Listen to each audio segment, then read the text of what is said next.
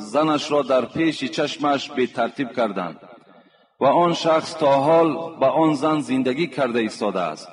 آیا آن زن بر وی طلاق است یا او دیوس است؟ داملای عزیز، شما بگویید که او چیکار کند؟ زنش را طلاق دهد یا زندگی کند؟ التماس تیزتر جواب دهید. البته خداوند اون ساعتهایی که خیلی ساعتهای ناآرام بود، ساعتهای نافهمی ها بود، لیکن ما و شما فراموش نکنیم که خداوند در قرآن میگوید و ما اصاب من مصیبت الا باذن الله. هر مصیبتی که به سر فرزند آدم می آید، هر آینه می آید، به اجازت من می آید.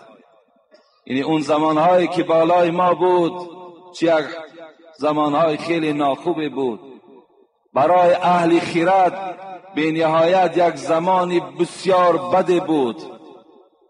لیکن الحمدلله که این آرامی ها و این شرایط های بهترینی که ما و شما الحال داریم، با این شرایط ما و شما اولا شکر کننده باشیم. شرکت شفافرما داروهایی را پیشنهاد میکند که برای بیماری‌های درونی و بیرونی انسان دوا بخشند. از قبیل فشار بلند، گایمرید، بیماری‌های معده، روده، گرده، جگر، عضوهای هاضمه، درد گلو، راه نفس و غیره. اینچنین اگر شما بیماری‌های پوست دارید با مانند پسریاس، سفید شوی پوست، داغ‌های سیاه، پس داروهای شفافرما با شما کمک میرسانند. غیر از این اگر شما مشکل‌های اورولوژی و گینکولوژی داشته باشید، پس به شرکت شفافرما مراجعت نمایید و اینچنین مشورت طبی بگیرید. همچنین برای زیاد کردن ریش و موی سر، با قوت کردن مردانگی، داروهایی را با نمود کپسولا و روغنی که به صدها در دوا دارند پیشنهاد می‌نمایند.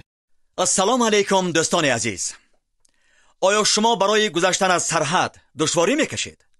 مهلت حجت‌هایتان به آخر رسیده است. پس من برای شما خدمت رسانی شرکت نور محمد را پیشنهاد میکنم. با ماشین‌های نو و زمانوی، با باوری و اعتماد کامل، توسط رانندگان مرد و زن، شما را از منزل استقامتیتان تا خط سرحد برده برای عبور مرز مساعدت می نمایند. یادآور می شویم که اگر شما از نام شبکه حاجی میرزا مراجعت نمایید، برایتان تخفیف ارائه کرده می شود. از گناه خالی نیستیم. با امید آمدیم که این گناه های ما را پروردگار را کره بگردان. ولا هامن الا فرجته. خدایا این دنیایی که پر از غم و غصه هست و این بندگانی که در این غم و غصه ها گرفتار هستند، خدایا غم و غصه های و اندوه آنها را دور بگردان. ولا دینا الا ادیته. خدایا بندگانی که در قرضها مبتلا هستند، قرضهاشون پروردگارا ادا بگردان. ولا مریضا الا شفیته. بندگانی که امروز در بسترهای بیماری خواب هستند، خدایا آنها را صحت و سلامت بر بخیزان. ولا میت الا رحمته. خدایا امروز بندگانی که از جانب ما در قبرها خوابند، خدایا ثواب این دعاهای ما، ثواب این عبادتهای ما را به روح ایشان برسانی، روحشان شاد و قبرهاشون پر نور بگردانی. ولا غائبا الا حضرته. فرزندهایی که امروز بیرون از خاندان هستند، در طلب علم هستند، در طلب رزق روزی هستند، خدایا آنها را صحت و سلامت به خاندان ما برسانی. ولا حاجة من حوائج الدنيا الا قضیت یا رب العالمین. بندگانی که امروز فرزندهای سالم و صالح میخواهند، بندگانی که امروز حاجتها دارند، خدای مهربان با آنها فرزندهای سالم و صالح نصیب بگردان، حاجتهاشون خدای برآورده بگردان. و خدای مهربان این ملک ما را، امانی او را برقرار و بردوام نگه بدار. و تمام رهبرانی که بالای سر ما هستند، خدایا انصاف و عدل آنها را زیاده بگردان و برای بهبودی این ملت تاجیکستان کوشش هایی که میکنن، خدای اجرها نصیبشان بگردان. ربنا آتنا ما وعدتنا على رسولك ولا تخزنا يوم القيامة إنك لا تخلف الميعاد برحمتك يا ارحم الراحمين. جمعه گذشته ما و شما صحبتی داشتیم در فضیلت علم و فضیلت علما پیشواهای خود. الحمدلله که ما در دوام این 3 جمعه که از این فضیلت ها آگاه شدیم، خدا کند که ما و شما با این گفته های حقیقتی اسلام عمل کننده باشیم. و امروز از بس که خیلی سوال های زیاد برای ما ارسال شد و ما برای اونها برای شما جواب های مناسب ان شاء الله میگردانیم و خدا خواسته باشد از بس که خیلی سوال ها زیاد است، جمعه آینده هم در باب سوال و جواب ما و شما صحبت میکنیم و بعدا آن درخواستی که از ما در باب توبه بود من برای شما پیشکش میکنم. الحال میخواهم از بس که سوال های زیاد است در حال دیگر این جواب ها را برای شما گردانم. السلام علیکم اکای حاجی مرزا، به سوال ما جواب گردانید. اگر جامعه نمازی آستینش سوختگی سیاه باشد نماز خواندن درست است یا نه؟ درست است. البته اگر جامعه که اگرچه آستینی او سوخته هم که باشد با او نماز خواندن جایز است، لیکن چندین بار گفتیم که برای نماز باید که شما لباسهای بهتر و آلفته و تازه داشته باشید. چگونه که صاحب مختصر میگوید و فی ثیاب البزلتی، نماز خواندن در لباسی که وی بدبوی باشد وی چرکین باشد، در این گونه لباس ها نماز خواندن کراهیت دارد. یعنی لباس هایی که برای نماز ما و شما باید داشته باشیم لباس های تازه باشد، لباس های یعنی دیگر باشد. آن لباس هایی که ما و شما در خاندان برای کار خانه استفاده میبریم برای نماز باید که لباس های اگر جداگانه داشته باشیم این برای ما بهتر است از اویی که ما و شما در هر لباسی که میدانیم نمیدانیم چرک است چرک نیست سوختگی است چگونه نباشد نماز میخوانیم، از اون دیده در لباس های بهتر نماز خواندن البته افضل است. السلام علیکم دامنای محترم حاجی مرزا، شخصی را در سالهای ناتنجی یک گروه اوباشان سلاح به دست با طریق زوری مجبوراً زنش را در پیش چشمش به ترتیب کردند و آن شخص تا حال با آن زن زندگی کرده ایستاده است. آیا آن زن بر وی طلاق است یا او دیوس است؟ داملای عزیز شما بگویید که او چیکار کند؟ زنش را طلاق دهد یا زندگی کند؟ التماس تیزتر جواب دهید. البته خداوند اون ساعتهایی که خیلی ساعتهای ناآرام بود، ساعتهای نافهمی ها بود، لیکن ما و شما فراموش نکنیم که خداوند در قرآن میگوید و ما اصاب من مصیبت الا باذن الله. هر مصیبتی که به سر فرزند آدم می آید، هر آینه می آید به اجازت من می آید. یعنی اون زمانهایی که بالای ما بود چه یک زمانهای خیلی ناخوبی بود، برای اهل خرد به نهایت یک زمانی بسیار بد بود، لیکن الحمدلله که این آرامی ها و این شرایط های بهترینی که ما و شما الحال داریم با این شرایط ما و شما اولا شکر کننده باشید. و حبیب خدا میگوید کل شیء بالقدر، همه حالت هایی که از شما خواه خوب می شود خواه بد می شود به تقدیر وابسته است.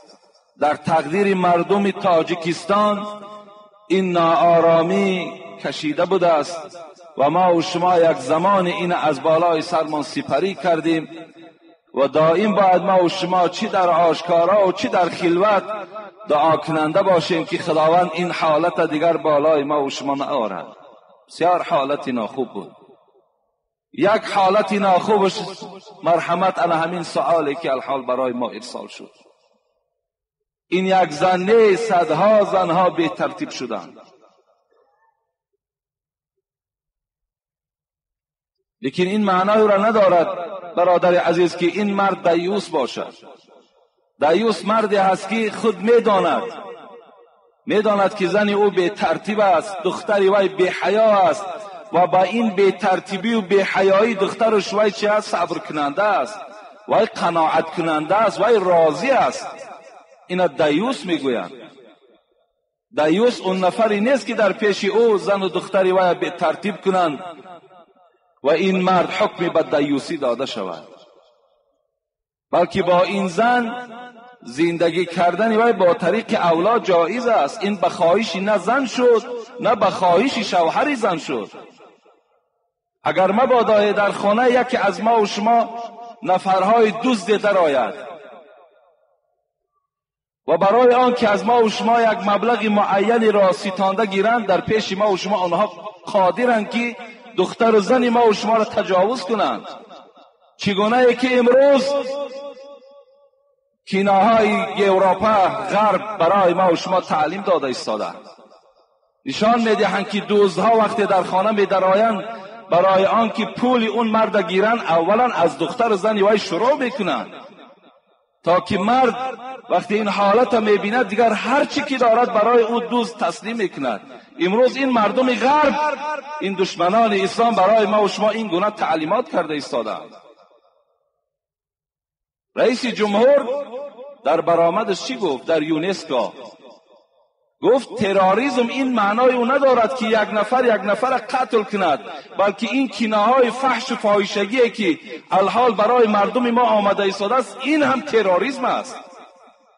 این از تروریسم در بدتر است. این رئیس جمهور گفت. اگر ما و شما به گوش هامون گوش کرده باشید، راست گفتند، خوش به حالشان، بسیار گپی نیک گفتند.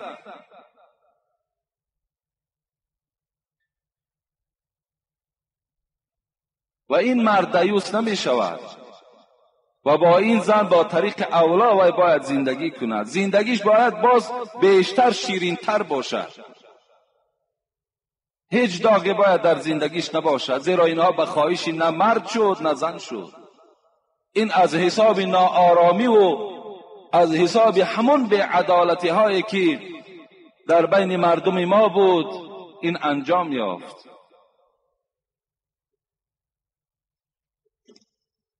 السلام علیکم داملای شیرین سخن. التماس با این سوال من پرره جواب گویید. باید عورت نمازش را راست یا نشسته خواند؟ بعضی‌ها میگویند که نماز نشسته قبول نمی شود. با احترام خواهر شما که همیشه دعاگوی شما می باشد، شکر خدا میگویم که تنی رنجور دارم و دعا کنید که خداوند شفای کامل و عاجل این خواهر اسلامی شما را نصیب گرداند. خداوند این خواهر ما را شفای کامل و شفای عاجل نصیب گرداند. و این سوالی که کردن ما چندین بارها گفتیم که کدام زنی که نماز نشسته خوان وای نماز نیست. چی سن و سال پیران سالی داشته باشد، چی جوان باشد، باید نماز راستا خوانده شود. این کدام انسان در بین این مردم مسلمان این عمل سیئه را، این عمل خیلی زشت در بین مردم ما اعلان کرد، وای کی باشد؟ وای به حالش که نماز برای زن و مرد فرق ندارد، باید نماز راستا خوانده شود. کدام مادرهای شما، خواهر و زنهای شما اگر نماز نشسته خوانند به آنها خبر دهید که وای ترک فرض میکند. نماز راستا خواندن فرض است. اگر در نماز ما و شما یک فرض ترک شود، نماز ما و شما باطل بشود. باید خواهر و مادرهای ما و شما این صداهای ما را شنوند. اینا سخن خدا و پیغمبر است که نماز باید راستا خوانده شود. بود یک زمانی که حتی مادرهای ما و شما پاچه هاشون را به در میکردند و بالای جای نماز نشسته نماز میخواندند. باور کنین این کدام دشمن اسلام در بین این مردم ما اعلان کرده است. این ممکن نیست. زن عذر دارد باید نشسته نماز خواند. اینا کی میگوید؟ اگر مردم عذرناک باشد وای باید نشسته خواند. اگر عذر چی در مرد باشد، چی در جوان باشد، چی در زنها باشد، فرقی ندارد. عذر برای همه عذر است. قوت راستا نماز خواندن نداره، نشسته نماز خوانید. نشسته نمیتوانید، دراز کشیده نماز خوانید. یکی نشستن تماما در یگان خبرها آمدگی نیست که باید نماز نشسته خواند. السلام علیکم استاد حاجی میرزا، خواهش میکنم که با این سوال ما جواب گردانید. ما یک گروه مخلصان شما از ناحیه حمدانی کلخاز مراد رحیموف، ما در مسجد محله همان نماز تراویح میخوانیم. بعد ختم تراویح سلام دادن نماز مردم خسته میروند. شما درباره اینها چی گفتنی دارید؟ دوم، در کلخاز ما یک مسجد است. یکم سوال چه جواب میگردانیم. یعنی کسانی که ما نماز خواندیم تمام کردیم، یعنی بعد نماز باید که ما و شما ایستاده دعا کنیم، باید از پروردگارمان دعا طلب کنیم، زیرا الدعا هو العباده است. الدعا مخ العباده است. دعا خودش عبادت، دعا خودش مغز عبادت است. همون دستایی که شما میبردارین و از پروردگارتان زاره و تولا میکنید، وی هم در نزد پروردگار نماز نویسانده میشود، وی هم در نزد پروردگارتان عبادت نویسانده میشود. باید که بعد نماز ما و شما نشسته دعا کنیم که خداوند این عبادتی که ما داریم وی قبول بگرداند. باید که ما و شما دعا کنیم. اگر مبادا که کسی ضرورت دارد، برای ضرورت اجازت است که وی مسجد ترک کند یا بین همون صفها را ترک کند، از پی کار شود. برای ضرورت میلش، لیکن بی ضرورت خستنی شما ترک سنت میکنید. باید که نشینین همراه پیشواتون دعا کنید تا که خداوند دعای شما را قبول کند. یک فضیلت نماز با جماعت انا همین است که در بین ما کسی نمیداند. گفتی شاعر کس نمیداند در این بحر عمیق سنگریزه قدر دارد یا عقیق. در این بحر نمیداند کی قدر دارد، ملا امام با قدر است در نزد پروردگار یا که یک آدم عادی ترین نمازخوان، کی با قدر است کسی نمیداند. یک فضیلت جماعت همین است که شاید که با دعای یکی از همون قومیت خداوند خوش بیاید و دعای همه قوم قبول کند. برای همین ما و شما باید بعد نماز نشسته و یک جای دعا کنیم. مسجدها و صفها را ما و شما ترک نسازیم. ضرورت باشد میلش از پی کار چو، لیکن به ضرورت این خطا هست. دوم سوال کردن، در کلخاز ما یک مسجد است، در دویم آشیانه می باشد. در آشیانه یکم لطابازی می کنند، در آشیانه دویم نماز می گذارند. حالا آن که در کلخاز ما دو مسجد می باشد، شما چی گفتنی دارید؟ با احترام مخلص شما. اگر در بالایی که مثال در یکم آشیانه لطابازی می رود، در اگر آشیانه دویم نماز هم که خانه، نماز شما را خدا قبول می گرداند. لیکن شما باید که دعوت کنید یکم آشیانه را دویم آشیانه برید. کار کنید شما دعوت کنید که اونها وقتی نماز لطابازیشان قطع کنند، نمازشان خوانند. در این باید شما مسئول هستید. کسانی که در همون دویم آشیانه میخوانند مسئولیت دارین که یکم آشیانه را چنان تبلیغ کنین که بعضی هاشون وقتی نماز ترک کنن و آشیانه دویم براین. لیکن این به نماز شما هیچ ضلالی ندارد. السلام علیکم اکای حاجی میرزا، بعد رمضان یک هفته روزه گرفتن حتمی است. میگویند که 366 روز گویا روزه گرفتی. من روزه بعد رمضان رو نگرفتم، گناه هست یا نه؟ از شما عذر میخواهم. یعنی این همون 6 روز از ماه شوال است بعد رمضان. هر کسی که اگر این روزه را گرفت، پیغمبر خدا گفت که همچنان تصور کند که 366 روز گویا که در نزد پروردگار روزدار بود. این حدیث صحیح پیغمبر خداست که کسی 6 روز روزه گرفت، 1 ساله روزه را خداوند در نامه اعمالش نویساند. برای همین لیکن کسی نگرفت در این نگرفتنش در نزد خداوند گناهکار نشد، زیرا فقط روزه‌ای که در گردن ما و شما فرض است این روزه ماه مبارک رمضان است. این روزه هایی که ما دیگر میگیریم این به فقط اخلاص ما و به تقوای ما وابسته است. اگر گیریم ثواب، نگیریم در نزد پروردگار گناهکار نمیشویم.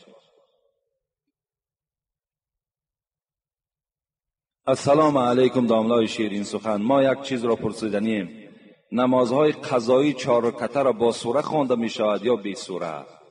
همون مثل خودش خوانین،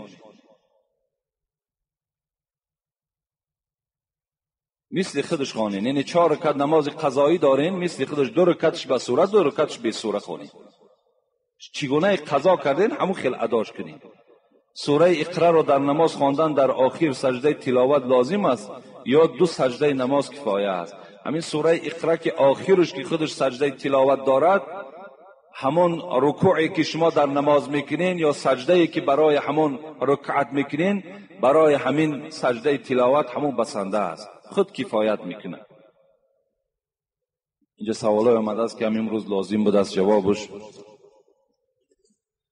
السلام علیکم بابای حاجی میرزا، از شما خواهش میکنیم که با سوالهای ما جواب دهید. ما یکی از مخلصان شما از شهر دوشنبه، تجارتگران بازار کاروان، از شما شنیدیم که بعد نکاح برآوردن عروس پیش تخت نکاح بریده می شود. آدمانی که ندانسته پیش تخت برآوردن امروز صاحب فرزند شدند، چی کار کنند؟ دوم، در سفر در داخل ماشین در راه باشی نماز خواندن جایز است. از شما خواهش میکنم که در حق ما دعا کنید. با احترام مخلصان شما، بابا خان و بابا جان. یعنی در سفر در راه در ماشین نماز خواندن البته جایز است. شما در هر چی سوار باشین، چی در پاییز باشین، چی در عملیات ها باشین، چی در ماشین ها باشین، چی در کشتی های بالای آب ها باشین، همه حالت در نماز در گردن شما فرض است.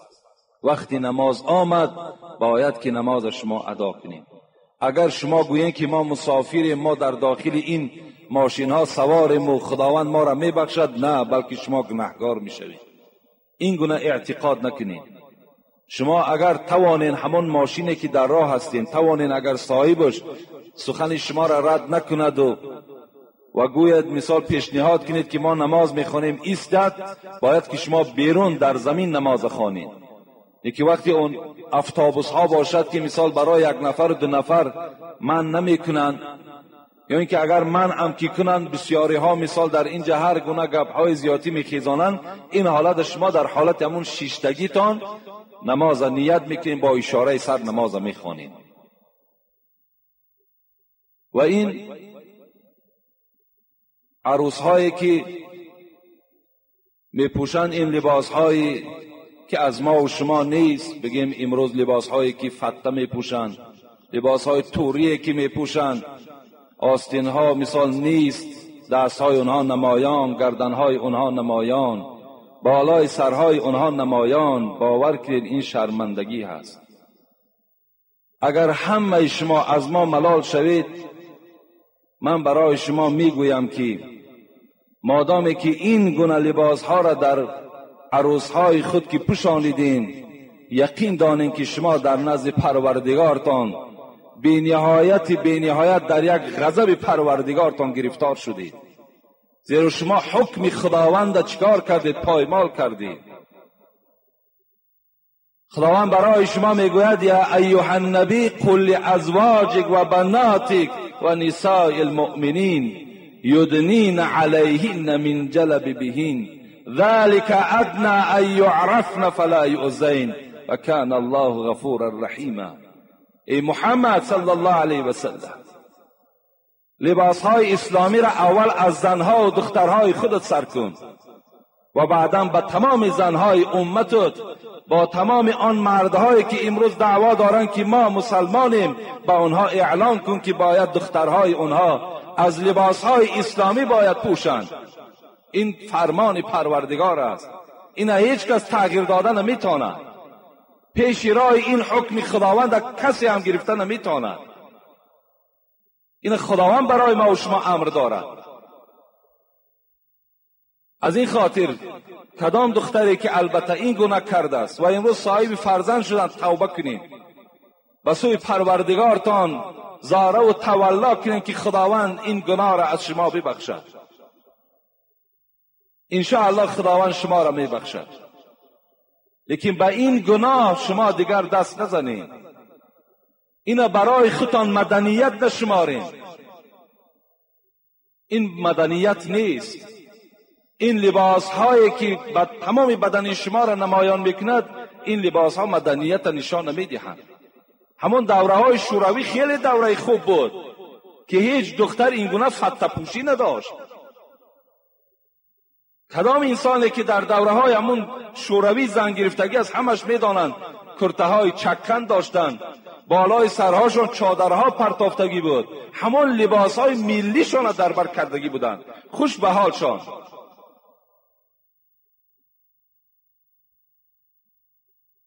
حضرت محمد اقبال لاهوری میگد فطرتی تو جذبه دارد بلند. انسان ها، اما شما قد محمد اقبال لاهوری عقل دارید. فطرتی تو جذبه دارد بلند، چشم و هوش از اسوه زهرا مبند. تا حسین شاخ تو بار آورد، موسمی پیشین به گلزار آورد. ای خواهر عزیز میگوید محمد اقبال لاهوری مثل پدرانه میگوید ای دخترای عزیز، فطرت شما یک جذبه دارد. به خاطر این جذبه که فطرت شما دارد، جسد شما دارد، من بر شما میگویم که چشم و هوش از اسوه زهرا مبند.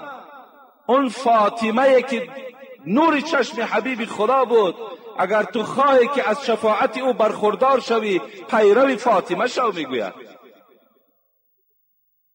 پیرو فاطمه شو. برای چی؟ تا حسین شاخ تو بار آورد، موسمی پیشین به گلزار آورد. اگر تو پیرو فاطمه شوی، در شکم تو فرزند پیدا می شود که اخلاق حمیده امام حسین دارد. اگر تو مثل فاطمه باشی، حضرت محمد اقبال لاهوری میگه تو در دنیا حسین تولد میکنی. امروز چرا که شما امروز فرزندهای ناقابل تولد میکنین؟ برای که شما از اول روز حیاتتان شما با بی‌حیایی قدم زدین.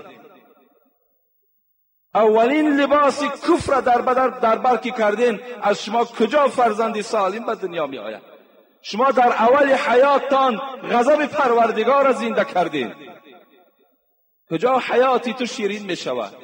این طلاق هایی که 3 طلاق و 100 طلاق تو میگیری، همه این باعث اون فتح هایی که شما میپوشین، لباس های نادرسته که شما میپوشین، این غضب پروردگار است.